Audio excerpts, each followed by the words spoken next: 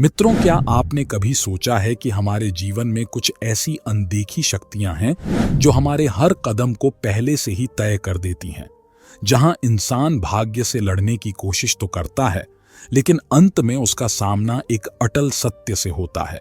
ये कहानी आपको आपके जीवन और मृत्यु के बीच के उस रहस्य से रूबरू कराएगी जहां भाग्य का खेल हमें हंसाता भी है और रुलाता भी। आज हम इस सत्य को एक कथा के माध्यम से जानने का प्रयास करेंगे।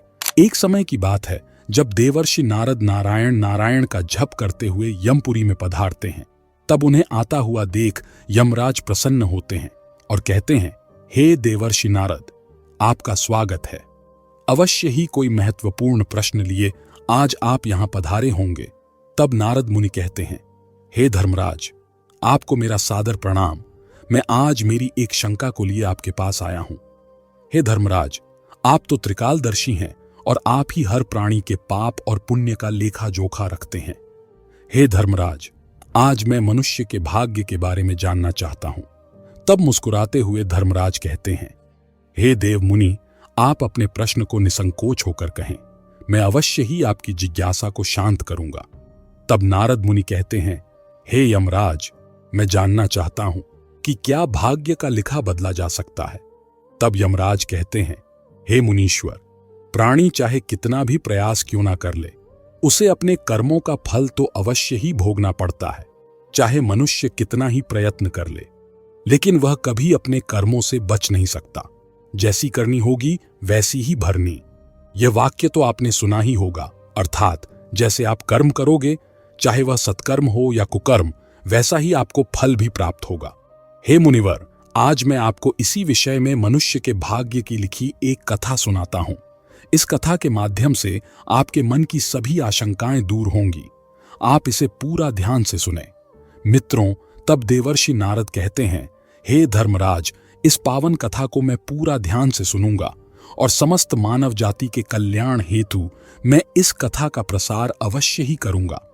मित्रों, धर्मराज कहते हैं, हे मुनिवर, एक समय की बात है। अध्यादेश में सोमदत्त नाम का एक बहुत ज्ञानी ब्राह्मण अपने परिवार के साथ रहता था। वह उस राज्य के राज्य मंदिर में पुजारी का काम करता था। वह सभी धर्मशास्त्रों में पारंगत और राजा का मुख्य सलाहकार भी था, जिस कारण से उसे पूरे नगर में बहुत सम्मान दिया जाता था और पूरे नगर में वह पंडित जी के नाम से प्रख्यात था। फिर एक दिन वह अपने बचपन के मित्र से मिलने के लिए दूसरे गांव में जा रहा था। उसका वह मित्र बचपन से ही गूंगा और एक पैर से अपाहिज था। उस पंडित के नगर से उसके मित्र का घर काफी दूर अन्य नगर में था। वहां जाने के लिए बीच में कई सारे छोटे छोटे गांव पड़ते थे। पंडित जी सुबह जल्दी उठकर अपनी पत्नी से कहते हैं, हे भाग्यवान, आज मैं मेरे मित्र सुदामा से मिलने जा रहा हूं। तुम जल्दी से मेरे भोजन को साथ में ही बांध के दे दो। तब उसकी पत्नी कहती है, ठीक है जी, मैं अभी आपके साथ भोजन सहित अन्य कुछ सामान देकर सारा प्रबंध कर देती हूं। आप अपना ध्यान रखिएगा।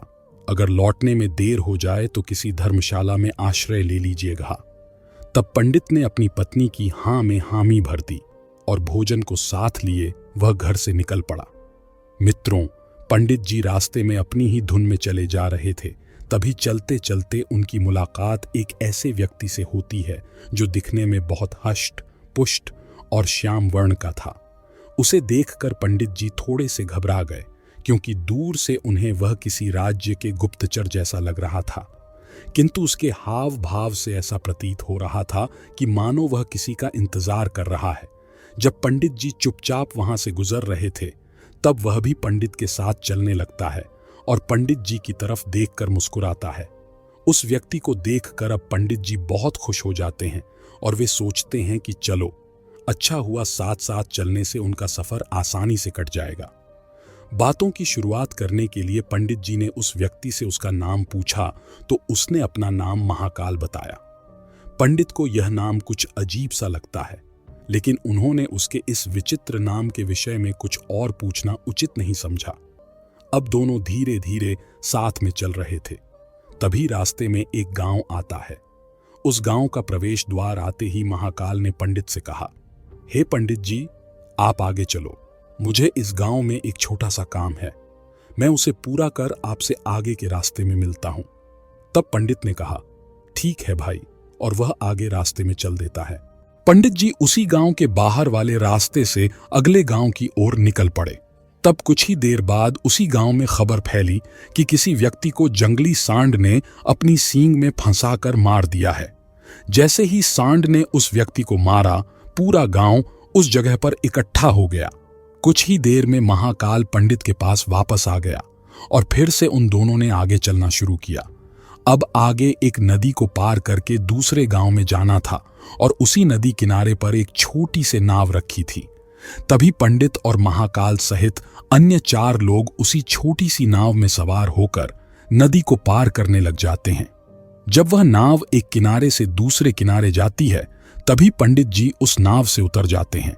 महाकाल कहता है, पंडित जी, आप इस गांव के मंदिर की ओर जाओ, मैं आपको वहीं मिलता हूं। पंडित जी वहां से निकल जाते हैं, लेकिन कुछ दूर जाते ही वह नाव अचानक से पानी में पलट जाती है और उसमें बैठे अन्य सभी लोग गहरे पानी में डूब जाते हैं। तभी पंडित जी लोगों को बचाने की कोशिश करने हेतु नदी के किनारे पर आते हैं, लेकिन तब तक वे सभी लोग पानी में डूब चुके होते हैं।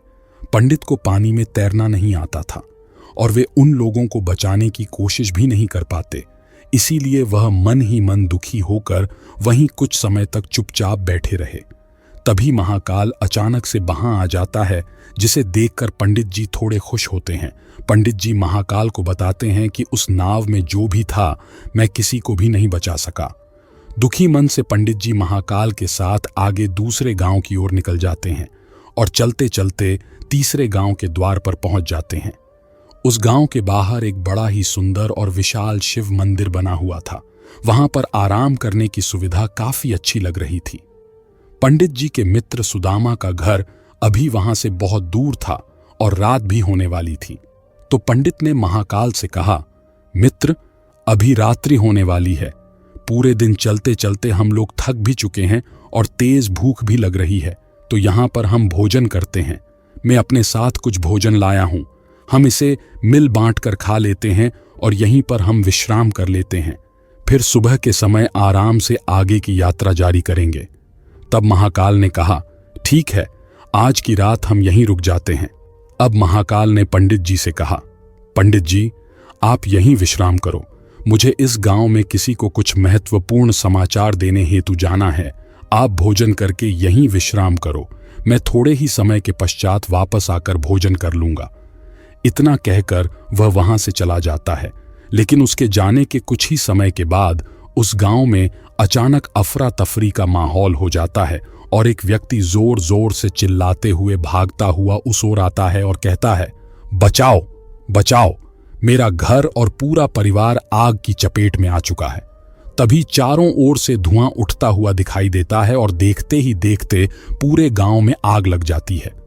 अब पंडित जी ने हैरानी से सोचा कि यह महाकाल जहां भी जाता है वहां कोई ना कोई अनहोनी जरूर हो जाती है। कुछ तो गड़बड़ जरूर है इस व्यक्ति में। लेकिन पंडित ने रात्रि में महाकाल से कुछ भी पूछना उचित नहीं समझा और वे दोनों वहीं पर सो गए। फिर अगली सुबह होते ही दोनों फिर से अपनी यात्रा शुरू कर देते हैं। कुछ ही देर चलने के बाद रास्ते में फिर से एक गांव आता है। तब धर्मराज ने फिर पंडित से कहा, आप आगे चलिए, मुझे इस गांव में अपने मित्र से मिलने जाना है। मैं अपने मित्र से मिलने के बाद आगे रास्ते में मिलूंगा। ये कहकर महाकाल वहां से चला गया। लेकिन पंडित जी इस बार आगे नहीं गए, बल्कि वहीं खड़े होकर महाकाल को देखते रहे कि वह कहां जा रहा है और क्या कर रहा है। तभी थोड़ी देर बाद खेतों से लोगों की आवाज सुनाई देने लगी कि एक व्यक्ति को सांप ने काट लिया है और उसकी मृत्यु हो गई है। ठीक उसी समय महाकाल फिर पंडित के पास पहुंच गया, लेकिन इस बार पंडित से रहा नहीं गया और उसने महाकाल से पूछ ही लिया, भाई, आप जिस भी गांव में जाते हो वहां कोई ना कोई अनहोनी जरूर हो जाती है। क्या आप मुझे बता सकते हो कि ऐसा क्यों हो रहा है? तब महाकाल ने मंद मुस्कान के साथ कहा, पंडित जी, आप तो मुझे बहुत ज्ञानी जान पड़ रहे थे, इसीलिए मैं आपके साथ चलने लगा था, क्योंकि शास्त्र कहते हैं कि ज्ञानियों का साथ बहुत अच्छा होता है। परंतु आप अभी तक समझ नहीं पाए कि मैं कौन हूं। तब पंडित ने कहा, मैं कुछ कुछ समझ गया हूं, लेकिन मुझे कुछ शंका भी है।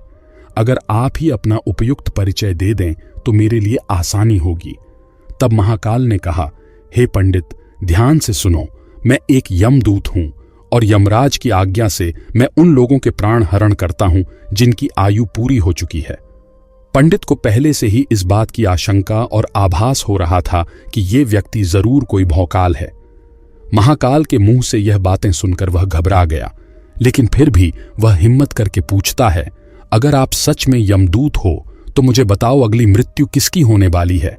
तभी महाकाल ने उत्तर दिया और कहा, हे पंडित, अगली मृत्यु तुम्हारे उसी मित्र की है जिससे तुम मिलने जा रहे हो, और उसकी मृत्यु का कारण भी तुम ही बनोगे, तथा वह अपना अंतिम क्षण तुम्हारी गोद में ही बिताएगा और अपने प्राणों को त्याग देगा। यह बात सुनकर पंडित जी दंग हो गए और उनके हाथ पैर ठंडे पड़ गए। वे गहरी सोच में पड़ गए और मन ही मन सोच रहे थे कि अगर सच में यह महाकाल यमदूत हुआ तो उसकी यह बात भी सच होगी, और इसी कारण से मेरे बचपन के सबसे अच्छे मित्र सुदामा की मृत्यु हो जाएगी। इससे अच्छा तो यही होगा कि मैं अपने मित्र से मिलने ही ना जाऊं, कम से कम मैं उसकी मृत्यु का कारण तो नहीं बनूंगा। तभी महाकाल ने मुस्कुराते हुए कहा, हे पंडित, तुम जो सोच रहे हो वह सब मुझे पता है, लेकिन तुम्हारे अपने मित्र से मिलने ना जाने से नियति नहीं बदल जाएगी। तुम्हारे मित्र की मृत्यु तो निश्चित है और यह घटना अगले कुछ ही पलों में घटित होने वाली है। महाकाल के मुंह से ऐसी बातें सुनकर पंडित को झटका लगा, क्योंकि महाकाल ने पंडित के मन की बातें पढ़ ली थीं, जो कि एक सामान्य व्यक्ति के लिए संभव नहीं है। अब पंडित को विश्वास हो गया कि यह महाकाल तो सच में यमदूत ही है। जब पंडित को यह पूर्ण विश्वास हो गया कि महाकाल ही यमदूत है तो वह घबरा गया। वह अपने मित्र की मृत्यु का कारण नहीं बनना चाहता था, इसलिए वह पलटकर अपने गांव की तरफ वापस भागते हुए जाने लगा। लेकिन जैसे ही पंडित वापस जाने के लिए मुड़ा तो उसने देखा कि उसका मित्र तेजी से उसकी तरफ चला आ रहा है, जो कि पंडित को देखकर अत्यंत प्रसन्न दिखाई पड़ रहा था। अपने मित्र के आने की गति को देखकर पंडित को ऐसा लगा कि जैसे उसका मित्र काफी देर से उसका ही पीछा कर रहा है, लेकिन वह बचपन से ही गूंगा था और एक पैर से अपाहिज भी था।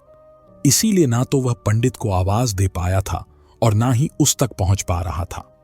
लेकिन जैसे ही वह पंडित के पास पहुंचा तभी अचानक ही जमीन पर गिर पड़ा, और जब पंडित ने उसे अपने गोद में उठा लिया तभी तुरंत ही उसकी मृत्यु हो गई। मित्रों, इस घटना को देखकर पंडित हक्का बक्का होकर महाकाल की ओर देखने लगा। उसके मुख से कुछ भी नहीं निकल रहा था, लेकिन वह कुछ पूछना चाह रहा था कि आखिर ऐसा क्यों हुआ। तभी महाकाल ने पंडित के मन में उठ रहे प्रश्नों को समझकर कहा, हे पंडित, तुम्हारे मित्र ने पिछले गांव में ही तुम्हें देख लिया था और वो वहीं से ही तुम्हारा पीछा कर रहा था, लेकिन गूंगा और लंगड़ा होने की वजह से वह तुम तक नहीं पहुंच पाया।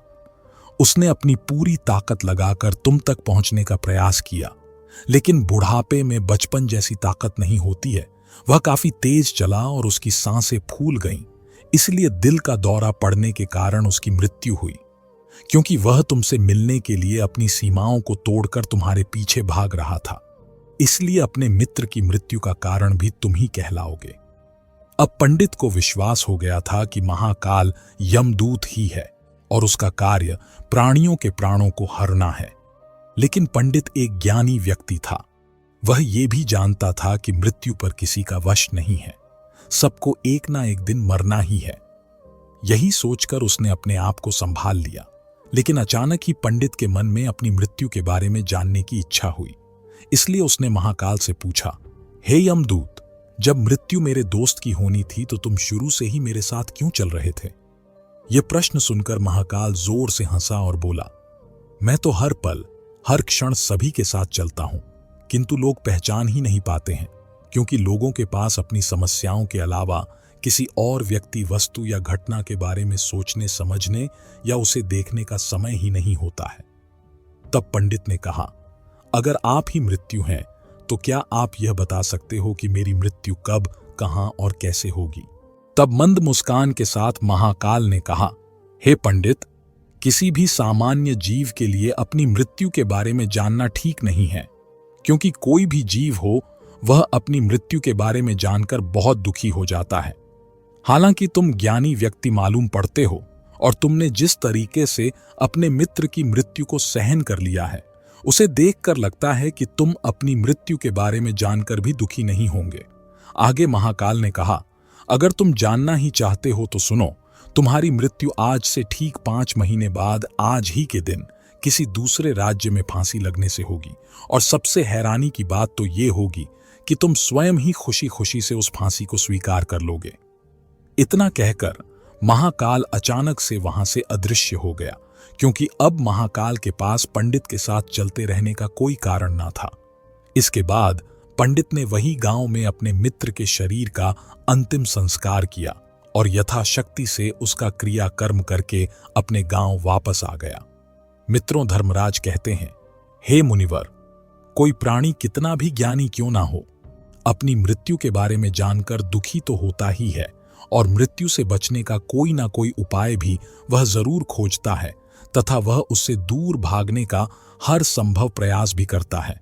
तो पंडित ने भी वही किया, क्योंकि पंडित जी उस नगर के राजा के एक मुख्य सलाहकार थे, इसलिए उसकी पहचान उस राज्य के राजा तक थी। पंडित ने सोचा कि राजा के पास तो कई सारे ज्ञानी मंत्री हैं, वह मेरी मृत्यु से संबंधित समस्या का कोई ना कोई समाधान अवश्य ही निकाल लेंगे। तब पंडित जी यही सब सोचते हुए राज दरबार में पहुंच जाते हैं और राजा से सारी घटना के बारे में विस्तार से बताते हैं। तब राजा ने अपने मंत्रियों को सारी समस्या बताई और उनसे हर संभव प्रयास करने की सलाह मांगी। अंत में सभी ने विचार विमर्श करके कहा, अगर पंडित की बात सही है तो उनकी मृत्यु भी 5 महीने बाद ही होगी, लेकिन मृत्यु तो तब होगी जब वह किसी दूसरे राज्य में जाएंगे। यदि वह किसी दूसरे राज्य में जाएं ही ना तो मृत्यु ही नहीं होगी। मंत्रियों की यह सलाह राजा को भी अच्छी और योग्य लगी। इसके बाद पंडित के रहने की सारी व्यवस्था राजमहल में ही कर दी गई और राजा के आदेश के बिना उस पंडित से किसी को भी नहीं मिलने दिया जाता था। लेकिन पंडित कहीं भी आ जा सकता था, ताकि पंडित को यह ना लगे कि वह राजा की कैद में है। परंतु पंडित डर के मारे स्वयं ही कहीं आता जाता नहीं था। अब धीरे धीरे महीने गुजरते गए और पंडित की मृत्यु का समय नजदीक आने लगा और अंततः वह दिन भी आ गया जिसके अगले दिन पंडित की मृत्यु होनी थी। जिस दिन पंडित की मृत्यु होनी थी उसके एक रात पहले पंडित डर के मारे जल्दी सो गया।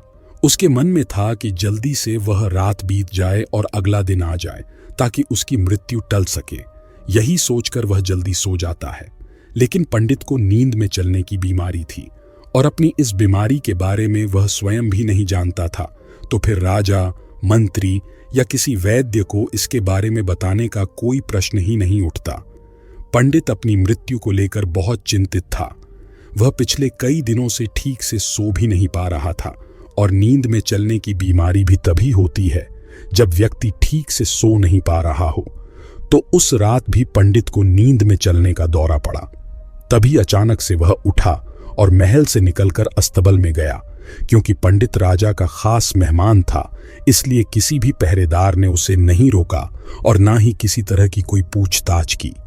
अस्तबल में पहुंचकर वह सबसे तेज चलने वाले घोड़े की पीठ पर सवार होकर नींद में ही, अर्थात आंखें तो खुली थीं, लेकिन उन पर दिमाग का नियंत्रण नहीं था, अपने राज्य की सीमा से बाहर दूसरे पड़ोसी राज्य में चला गया। इतना ही नहीं, वह दूसरे राज्य के राजा के महल में पहुंच गया। उस महल के पहरेदार ने भी उसे नहीं रोका और ना ही कोई पूछताछ की गई। वहां सभी लोग रात्रि का अंतिम प्रहर होने के कारण गहरी नींद में थे। वह पंडित सीधे राजा के शयन कक्ष में पहुंचा, जहां राजा और रानी सो रहे थे। वह पंडित वहीं जाकर रानी से चिपक कर सो गया। मित्रों, धर्मराज कहते हैं, हे मुनिवर, अब जब भोर हुई तभी राजा ने पंडित को रानी के बगल में सोया हुआ देखा। तब राजा बहुत क्रोधित हो गया। राजा ने तुरंत अपने सिपाहियों को पंडित को कैद करने का आदेश दे दिया और पंडित गिरफ्तार हो गया। लेकिन पंडित तो बहुत ही आश्चर्यचकित हो गया था।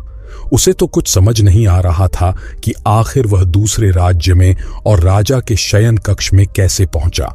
लेकिन वहां उसकी सुनने वाला कोई नहीं था। सुबह होने पर राजा ने पंडित को दरबार में पेश करने का आदेश दिया और कुछ देर बाद उस पंडित को दरबार में लाया गया। पंडित को देखते ही राजा क्रोध के कारण आग बबूला हो गया और उसे फांसी पर चढ़ा देने का हुक्म सुना दिया। फांसी की सजा सुनते ही पंडित कांप गया, लेकिन फिर भी थोड़ी सी हिम्मत जुटाकर वह राजा से बोला, महाराज, मैं नहीं जानता कि मैं आपके राजमहल तक कैसे पहुंचा हूं। मैं यह भी नहीं जानता हूं कि आपके शयन कक्ष तक मैं कैसे आया और आपके महल के किसी पहरेदार या सैनिक ने मुझे रोका क्यों नहीं। लेकिन मैं इतना जरूर जानता हूं कि आज मेरी मृत्यु होनी थी और वह होने भी जा रही है।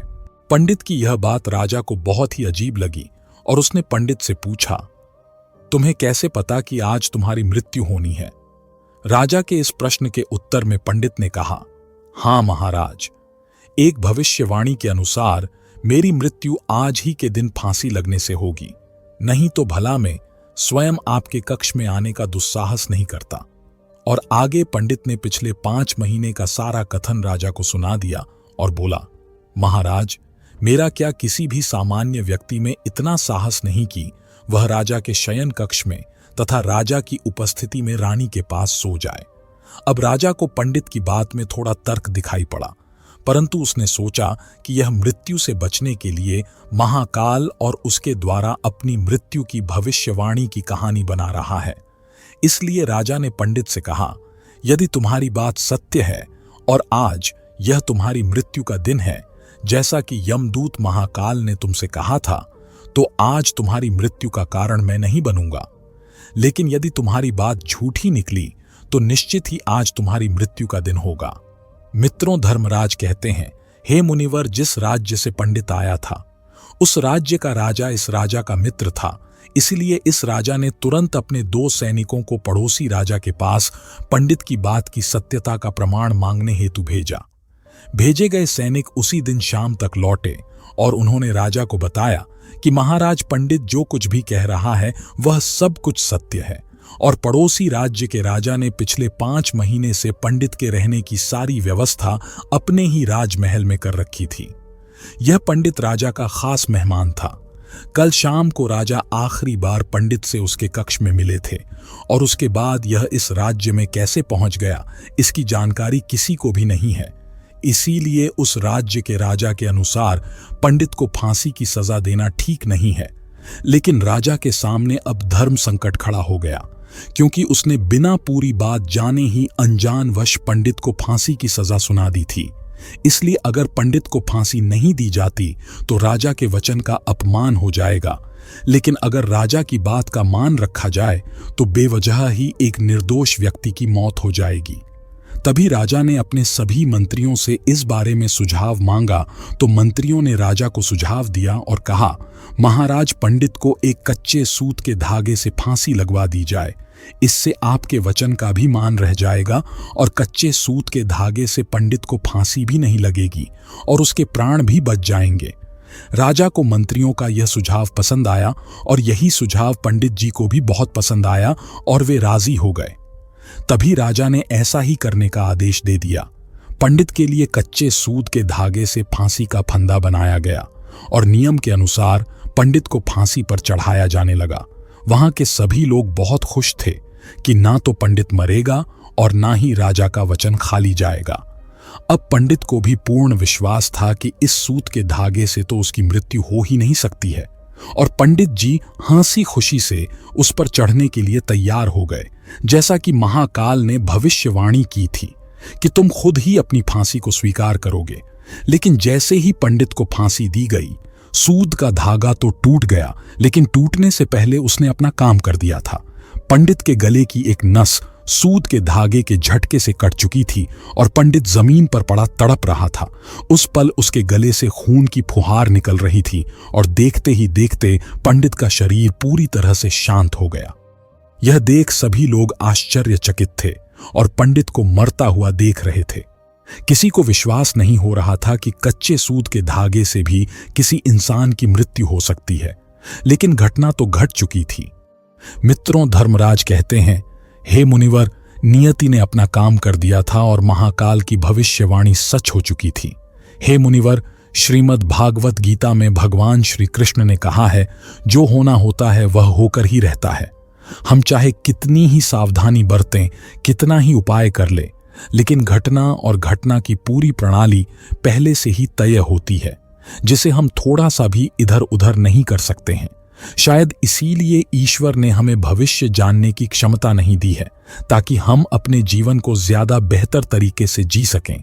और यही बात उस पंडित पर भी लागू होती है। अगर पंडित ने महाकाल से अपनी मृत्यु के बारे में ना पूछा होता तो 5 महीने तक राजा के महल में कैद रहकर डर डर कर जीने की बजाय ज्यादा बेहतर जीवन जीता।